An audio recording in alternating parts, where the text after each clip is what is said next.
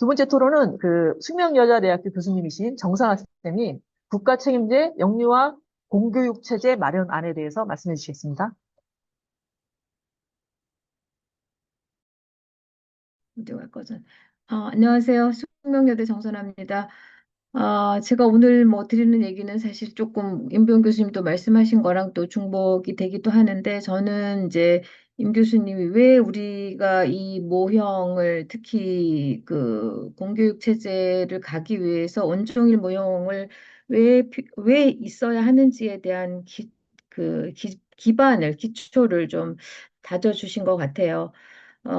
제가 이제 오늘 드릴 얘기는 아마도, 지금 현재 상황을 조금 더 구체적으로 말씀을 드리면서, 어떻게 우리가 가야 할지를 지금 이제 제가 좀 제안을 드리려고 합니다. 아까 임 교수님 말씀하신 그 8시간을 우리가 운영한다 하면 어떤 방식이어야 할지에 대한 좀 구체적 안을 좀 드리게 될 것 같습니다.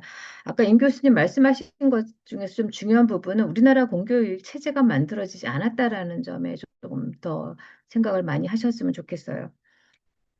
그냥 정말 땜질을 열심히 해왔었던 것 같아요. 그리고 정말 열심히 사셨어요. 어린이집 사립유치원이 정말 열심히 사시고 열심히 하셨어요. 또 국공립 선생님들도 열심히 하셨죠. 어, 그런 점을 다 우리가 받아들이고 제안을 드린다라는 점을 좀 얘기를 드리고 싶어요. 한쪽에서는 또 오해가 있을 수 있는 것 같습니다. 아까 임 교수님 말씀하신 대로 이재명 국민주권 정부의 기본사회가 이 영역 공교육 체제를 마련하는 것에 같은 맥락에 이것이 시작점이 되어야 된다는 생각을 좀 많이 합니다. 지금 우리가 아까 임 교수님 말씀하신 대로 사실 유보통합 정책이 저희가 보기에는 실패하고 있다라고 생각을 해요. 아까 이 말씀 주신 대로 교육과 돌봄을 분리시킨 거를 지금 은폐했다고 보여지고 또 그러다 보니까 이거 구조통합만 강조하니 이 이해 당사자들이 다 나서서 다 같이 한 소리로 다 각자 다른 길로 정말 수없는 말이 그 경기장을 도는 것 같습니다. 마주칠 수 없고 꼬이고 얽혀서 결국 모두 다 넘어질 지경이라고 하는 그림이 떠올라요. 저는 지금 상황이 그런 것 같습니다. 그리고 아까도 나왔듯이 지금 시범 사업 굉장히 많이 하고 계시는데 들여다보면 정말 성과 내는데 너무 주력하고 있고, 그것의 핵심이 정말 유보통합을 생각하고 하는 건가? 이 현장에 뭐 이렇게 마음을 좀 사서 뭔가 이렇게 하고 있음을 만들어내려고 하는 건가? 아시다시피 민간 어린이집이나 사립유치원이 대거 참여해 있는 상황이에요. 이유가 뭘까요? 지원이 필요한 거죠. 예. 그래서 많이 참여하신 것 같습니다. 그리고 또 한 가지 문제는 이 특별활동 문제는 이제 오채선 교수님이 더 조금 심층적으로 말씀을 하실 것 같은데, 우리나라 유치원의 어린이집에 방과 후 가정 특별활동이 들어온 그 역사를 조금 저희가 기억을 할 필요가 있어요. 왜 들어왔냐면 시간을 늘려달라는 학부모들의 요구에서 시작된 거죠. 그러면서 그 시간을 늘리는 방식을 특별활동으로 채택했고, 그 특별활동을 결국은 그러면 선생님들이 한 적도 있어요. 교사들이 한 적도 있지만 지금은 모두 다 외주죠. 예. 이게 뭐예요? 사교육으로 공교육을 대체하는 셈인 거죠. 지금 그 일을 우리가 계속 해왔어요. 그러면 그 질이 담보가 되었느냐? 우리 모두 알고 있죠. 30분, 20분의 시간 동안에 그 짧은 시간에 얼마나 많은 질적인 교육이 이루어질 수 있었을까 싶습니다. 부모들도 알고 우리도 알고 다 알아요. 그런데 그냥 갑니다. 예. 지금 그것이 결국은 우리 사교육을 부추기는 결과로 이어지지 않았나라는 생각을 좀 해봅니다. 그 다음에 잠까지 말씀드릴 거는 이 이음교육 사업이라고 하는 거가 좀 심각한 것 같습니다. 제가 여기 하이라이팅을 해놨는데 이 어린이집은 이제 돌봄 교육으로 전락을 시키는 거 전략입니다. 여기는 교육기관이 아니다. 그래서 2세에서 바로 유치원으로 넘어가도록 이음교육이 등장을 했고요. 그리고 유치원에 가서는 다시 학교를 준비해야 됩니다. 그래서 결국 우리가 영유아 교육이 초등학교로 가는 학교 준비 교육이다라고 하는 거를 교육부가 나서서 얘기를 하고 있는 것 같습니다. 이게 과연 영유아 교육의 본질인가? 우리 그 본질을 훼손하는 당사자가 교육부가 아닌가라는 생각을 해봅니다. 자, 그러면, 어떻게 우리가 가야 할까? 그럼 공교육의 어떤 축을 가지고 우리가 가야 할까? 아까 임 교수님 초등학교 얘기했어요. 어찌 보면 초등학교가 우리가 볼 수 있는 가장 공교육 체제의, 모형일 수 있어요. 저는 그 공교육의 무상성, 접근성, 과정의 질 관리, 결과 형평성이라고 하는 네 가지 축으로 보고자 합니다. 그런데 안타깝게도 우리가 이제 이거는 정말 다시 한번 저희가 이제 정확하게 이해할 부분이 있어요. 보수 정권에서 항상 영유아 교육에 돈이 부어졌어요. 그리고 우리는 발전을 한 것 같습니다. 그런데 그 보수 정권에 있어서의 공교육이라고 하는 무상성은 학부모한테 선택권을 주는 거예요. 자, 선택해라. 선택해서 당신이 선택하고 선택받은 기관이 살아남고 그렇지 못한 기관은 죽을 거야. 라고 하는 시장의 논리인 거죠. 그 시장의 논리가 먹혔느냐? 그렇지 않습니다. 무상성으로 사립 유치원 민간 어린이집이 급격하게 증가합니다. 2014년에 그래프를 아마 보시게 되면 급격하게 증가하고 그 증가세가 이제는 이제 아이들이 없어짐으로 이제 줄어들고 있는 거죠. 그럼 학부모 부담이 줄었느냐? 또 그렇지도 않아요. 그러면 학부모들에게 우리가 좋은 기관, 원하는 기관을 선택하라고 바우처를 줬는데 그 바우처를 가지고 그러면 학부모도 불편하고 기관도 불편하고 아이들도 마찬가지죠. 그럼 우리 교육의 균등성이 보장되지 않은 무상성이었다. 이건 정말 말 그대로 선심성이었구나. 이 무상성으로 지역 격차가 더 많이 벌어졌고 기관 간 격차가 벌어졌다고 저는 생각을 합니다. 그래서 이 보수 정권에서 추진했던 이 무상교육의 정책에 대한 올바른 이해가 저희가 좀 필요한 것 같습니다. 그 다음에 이제 접근성의 무상성은 결국 접근성하고 같이 갈 수밖에 없죠. 왜냐하면 무상으로 바우처를 줘서 선택할 수 있는 기회를 주었어요, 부모들에게. 그런데 그것으로 우리가 결과적으로 얻은 거는 치원율이에요. 전 세계적으로 유례 없는 치원율을 가지고 있습니다. 그 재고에는 기여를 했는데 여전히 학부모는 자기가 원하는 기관에 보내지 못하고 있어요. 그러면 어떻게 해야 되는가라고 하는 게 최근에 국공립유치원에서의 의무교육에 대한 안입니다. 자, 이것들을 좀 잘 이해하고 계셔야 될 것 같아요. 그러니까 그분들이 말하는 것도 틀리지 않아요. 예, 맞습니다. 좋은 기관을 접근할 수 있게끔 기회를 늘려주자. 근데 아까 임병 교수 얘기했듯이, 의무교육으로 갈 수 없어요. 그 비용이 너무나 어마어마하죠. 예. 그러면 그 기관 보관성을 지금 기관 접근성을 우리가 보장하지 못하고 있다라는 것도 인정을 해야 할 것 같습니다. 그 다음에 이제 하나는 이제 기관의 질, 교육의 질이에요. 아까 임부영 교수도 얘기했지만 이 교육의 질이라고 하는 것이 격차가 이제 유치원과 어린이집 간의 유치원 간의 격차의 이 질의 관리가 다르죠. 유치원은 지금 현재 자율평가로 이루어지고 있죠. 어린이집의 경우는 의무평가제에서 지금 과정의 평가로 넘어가고 있기는 합니다. 근데 이제 확산이 될 상황에 지금 유보통합이라는 것으로 약간 기조가 흔들리는 것 같기는 해 보입니다. 그다음에 또 교사 양성 과정은 여전히 어린이집하고 유치원으로 나뉘어져 있어요. 다 아시다시피 교육 양성 과정의 교과목 거의 동일합니다. 그런데 내용이 달라요. 내용이 다르고 어떻게 가르치는지에 대한 관리도 조금 다릅니다. 이거 바꿔야 되겠죠? 그 다음에 현직 교육 모든 연구가 하나같이 하는 이야기는 양성 과정으로 교육의 질이 확보된다고 보지 않습니다. 어느 나라의 연구를 봐도 현직 교육으로 교육 과정의 질이 담보가 됩니다. 왜냐하면 준비된 사람이 들어와서 그다음부터 발전해 가는 거는 그 안에서의 발전이기 때문에 그 근무하고 있는 기간 동안의 현직 교육이 굉장히 중요합니다. 저는 어린이집이 어쨌든 간에 이 현장 컨설팅 그 현직 교육을 시작을 했습니다. 그 질에 대해서는 제가 얘기하지 않고요. 어쨌든 시스템을 갖추기 시작을 했기 때문에 그 시스템을 우리가 이용할 필요는 있겠다. 그리고 현직 교육은 그렇게 그 현장에서 이루어지는 교육이 되는데 더 이상 대집단 교육 가치 없습니다. 효과도 있지 않고요. 그런 부분들이 지금 저희가 지금 현재 직면 질 관리의 문제입니다. 그다음에 이제 결과 형평성이에요. 이게 결국은 이음교육으로 저는 이어졌다고 생각합니다. 이음교육을 주창하시는 분들은 항상 그 얘기를 하세요. 학교 가기 전에 아이들이 모두 출발선이 동등해야 된다. 라고 하는 걸로 말씀을 하세요. 자, 기관이 다 다르고 교육의 질이 다르니 최소한 5수에는 그래도 이거는 배우고 가야 되지 않아? 라고 하는 게 이음교육의 기조죠. 그러면 이음교육이라고 하는 것이 왜 생겼느냐? 결국 결과의 형평성이에요. 영유아 교육을 통해서 우리가 얻어내야 될 아이들의 성장, 변화, 교육의 성과, 이런 것들에 대한 지표가 없기 때문이에요. 그 지표를 우리가 만들어야죠. 왜 초등에다가 맞추어서 거기에다가 아이들을 준비시켜야 합니까? 이거는 우리가 스스로 정말 생각을 좀 전환시킬 필요가 있습니다. 그래서 초등학교 준비 교육이 영유아 교육의 결과 성취가 절대로 되어서는 안 된다. 우리가 가질 수 있는 결과의 성취 기준을 만들어내야 한다라고 하는 것이 지금 우리의 문제이기도 한 것 같습니다. 이런 점에서 어느 것 하나 공교육으로서 갖추어진 게 없습니다. 그런데 유보통합을 막 무작정 한다?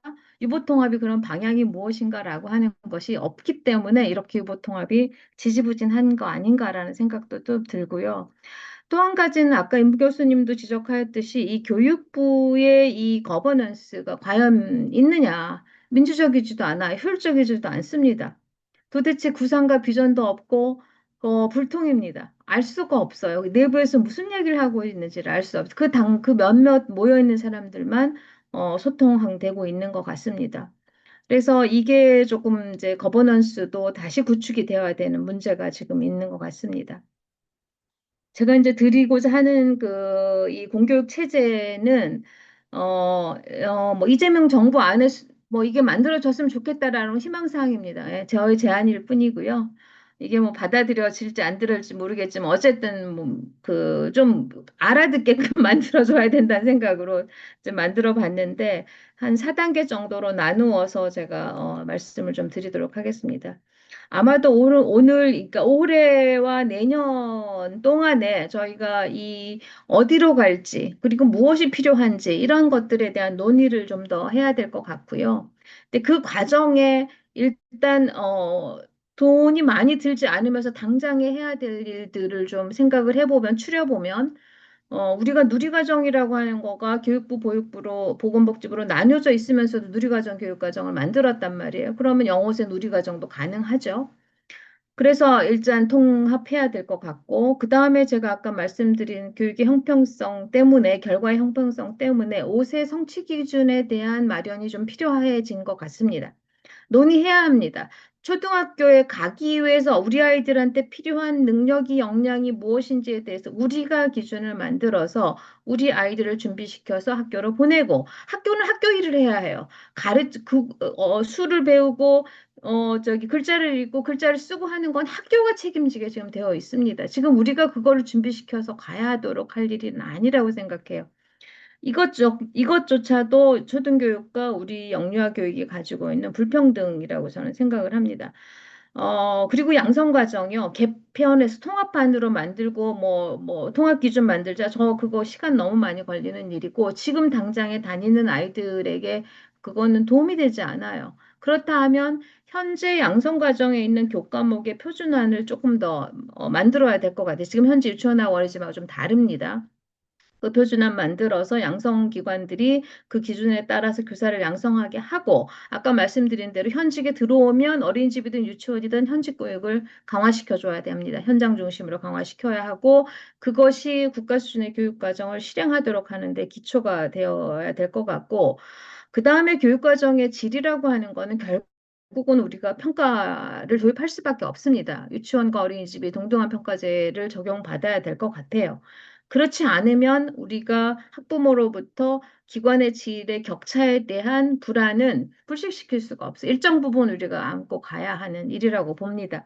그리고 이제 뭐 거버넌스 구축이 좀 있으면 좋겠다. 이런 일을 좀 초반에 했으면 좋겠다라는 거 생각을 하고, 그 다음에 넘어가서 아까 이제 임부영 교수 말한 대로 저는 이제 공교육의 모델이 좀 적용이 되어야 된다. 그게 온종일 교육이어야 되고 온종일 8시간을 오전 4시간, 오후 4시간 말하자면 교육과정이 2부로 돌아가는 거죠. 2교사제입니다. 담임교사를 두 사람을 배치하는 거를 해보자. 지금 이미 시범 사업에서 그렇게 하고 있어요. 그런데 그 사람을 방과후과정 교사라고 둔 것이 패착인 거죠. 그거를 정상화 시킬 필요가 있겠다. 그리고 학급당 교사 비율도 물론 이제 중요한데 이미 학급당 교사 비율이 낮아지고 있습니다. 예, 서울 경우에 뭐 유치원이 거의 1대 13까지 떨어진 걸로 알고 있고요. 전 지역이 지금 뭐 급격하게 교사대 아동 비율이 떨어지고 있어서 이 교사대 아동 비율을 조절하는데 돈을 너무 많이 쓸 일이 아니다라는 생각을 저는 좀 합니다. 오히려 급한 건 이 교육 과정에 균등한 그 질을 보장할 수 있도록 해주는 것이 더 많이 필요하다고 생각을 하고요. 자, 여기서 그럼 교사 인건비가 지급이 된다라는 건 사실은 우리나라 영유아 교육에서 굉장히 큰 전환이에요. 우리나라의 민간과 사립 비율이 높은데도 불구하고 이 바우처럼만 계속 유지하고 그 외적인 것들은 또 필요한 것들은 뭐 지자체에서 교육부에서 뭐 이렇게 조금씩 주었지만 기관에 직접 공히 블럭으로 초등학교처럼 그렇게 지원금을 주지를 못했어요. 하지를 않았어요. 그러니까 민간이니까 믿지 않겠다라는 거죠. 근데 그거는 저는 이거는 더 이상 그렇게 갈 수 없습니다. 과감하게 선택해야 돼요. 이제는 다 끌어안고 기관이 다 모두 질적인 성장을 이룰 수 있도록 교육부가 선택해야 합니다. 이 정부가 선택해야 되는 문제인 것 같습니다. 예산 소요교육 그냥 제가 그냥 얼추 학급당 해가지고 보니까 유아의 경우에 그 일위를 더 배치하면 거의 1조 5천 정도가 됩니다. 예. 지금 제가 들은 바에 의하면 10개 그 서울대 만들기가 2조 정도 들어간다고 합니다. 그것보다 더 많은 돈이 들어갈 수 있는 거죠. 근데 이거를 뭐 한꺼번에, 우리가 뭐 누리과정 무상교육할 때 한꺼번에 했나요? 5세부터 4세, 3세 연령별로 단계적으로 추진했었던 것 같습니다. 그래서 그래도 어느 정도가 들지를 좀 계산을 해봤고, 그다음에 이제 장애하고 영아죠. 그래서 이게 굉장히 소요액이 많습니다. 어쩔 수 없이 반 아이들이, 그러니까 영화다 보니까 이 교사를 했을 때 더 소요하는 얘기. 그러니까 전체 유아나 영아나 해보니까 뭐 거의 5조 가까이 듭니다. 근데 이 5조 가까이는 지금 현재 교육 쪽에 있는 분들이 유보통합에 필요한 비용이 5조라고 하는 것하고 거의 비슷한 액수입니다. 그런데 거기에서 얘기하는 5조는 구조통합에 드는 비용이에요. 그런데 저희는 지금 이 내용 통합, 질적인 통합에 대한 것에 대한 비용을 추정을 했다라는 거를 말씀을 좀 드립니다. 자, 이렇게 해서 2단계가 이제 말을 하자면 이런 모델을 한번 적용해 보자. 아까 임 교수님 말씀하신 대로 시범 사업에서 그런 그 이원화된 체제를 뭐 할 일이 아니라 실제로 정말 필요한 것들을 운영해 보자. 그리고 그것이 적절한지를 확인해 보자라는 거죠. 그리고 해야 할 일은 아까 임병 교수도 얘기했지만 지금 표준 유아교육비를 산출을 다시 해야 합니다. 저희가 인건비를 기관의 지원을 받으려면 현재 받고 있는 많은 돈들에 대한 재정산이 필요합니다. 무엇이 필요하고 무엇이 빠져야 하고 하는 것들이 다시 계산이 되어야 돼요. 현재 있는 돈을 다 받으면서 인건비까지 받을 수는 없는 상황인 것 같습니다. 자, 그리고 3단계로 갔을 때 저는 이제 오후 담임 교사에 대한 인건비가 지급이 되고 그것이 우리에게 적절하다. 그게 모두에게 만족할 만한 성과를 낸다 하면 그건 오전에 담임 교사에 대한 인건비 지급으로 가서 결국 교사 인건비가 모두 보전이 되어야 되는 거죠. 이제 그런데 단 조건이 있어요. 인건비를 받으려고 하면 교사에 대한 공급, 수급이 안정되어야 되는데 그러면 이거는 개인 기관별로 해서는 안 돼요. 결국 지자체나 지역청에서 이 교사 수급을 담당해야 합니다. 그래서 그 풀을 가지고 교사를 수급하고 공급할 수 있게끔 해 주어야 합니다. 그리고 그것이 투명성을 담보하는 일입니다. 저희한테 유보통합에서 계속해서 지적되는 사안이 뭔지 아세요? 아까 임부영 교수도 얘기했어요. 민간이다라는 거. 민간이 이렇게 많은데 무슨 유보통합이냐는 거예요. 무슨 공교육이냐라고 하는 지적이 있습니다. 끊임없는 지적. 그런데 그거를 버리고 갈 수 없어요. 그리고 그것이 가져온 우리가 기여했던 부분이 있기 때문에 그 기여한 부분들을 오히려 더 더 좀 더 긍정적으로 승화시키는 작업이 지금 필요한 것 같습니다. 그렇게 되면 아마도 사립의 초등 형태로, 정말 사립은 초등의 사립 형태를 뭐 만들 수도 있을 것 같기도 해 보입니다. 네. 그래서 이 체제를 2030년 정도에 완성을 하면 학교 지원금으로 이게 운영의 안정성이나 재정의 투명성을 보장을 해야 될 것 같고요. 저는 이제 마지막 단계로 아까 임보영 교수님이 선택제, 시간 선택제 얘기하셨는데 아이들 입장에서는 존재론적 시간이 필요해요. 그런데 우리나라는 어쩔 수 없이 모든 아이들에게 12시간이라는 시간을 먼저 주어버렸어요. 선택지가 없어요. 그냥 사회적 시간부터 먼저 해결하고 받던 거죠. 아마도 이 절차를 거치게 되면 저는 오전만 다니고 오후만 다니든지 뭐 이런 그 선택지들이 생길 수도 있지 않을까라고 생각해요. 그 이야기는 무슨 얘기냐 하면 지금 주는 무상교육과 무상보육의 8시간에 대한 비용이 다시 재산정되어야 된다.